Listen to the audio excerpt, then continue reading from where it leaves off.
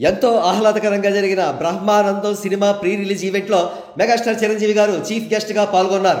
ఇటీవల హీరో విశ్వక్సేన్ లైలా చిత్రం pre release event కు కూడా చిరంజీవి గారే చీఫ్ గెస్ట్ అనే విషయం తెలిసిందే. అయితే ఆ ఈవెంట్ లో చిరంజీవి గారు మాట్లాడుతూ జై జనసేన అని స్లోగన్ ఇవ్వడం, ప్రజారాజ్యం పార్టీయే జనసేన పార్టీగా రూపాంతరం చెందింది అనే స్టేట్మెంట్ ఇవ్వడంతో రాజకీయ వర్గాల్లో పెను దుమారం చెలరేగింది. రకరకాల చర్చా కార్యక్రమాలు కొనసాగాయి. చిరంజీవి గారు జనసేన పార్టీలో చేరే అవకాశం ఉందంటూ ఊహాగానాలు కూడా చెలరేగాయి. అయితే ఆ ఊహాగానాలన్నింటికీ చెక్ పెడుతూ బ్రహ్మానందం సినిమా ఈవెంట్లో చిరంజీవి గారు ప్రసంగించారు.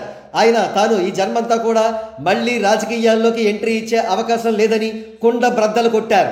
దీనితో చిరంజీవి గారు జనసేన పార్టీలో చేరడం గానీ లేదా బీజేపీలో చేరి కేంద్ర మంత్రిగా పని చెయ్యబోవడం గానీ జరగబోదనే విషయం స్పష్టంగా అర్థమైంది. కానీ చిరంజీవి గారిని పొలిటికల్ గా అత్యున్నత స్థాయి పదవిలో చూడాలని కోరుకుంటున్న వారు ఈనాటికి కోకొల్లలుగా ఉన్నారు.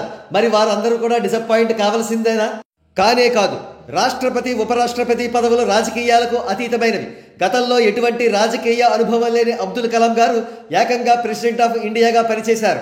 అందుకే చిరంజీవి గారు భవిష్యత్తులో రాష్ట్రపతి పదవిని గాని లేదా ఉపరాష్ట్రపతి పదవిని గాని అలంకరించే అవకాశాలు ఖచ్చితంగా ఉన్నాయి.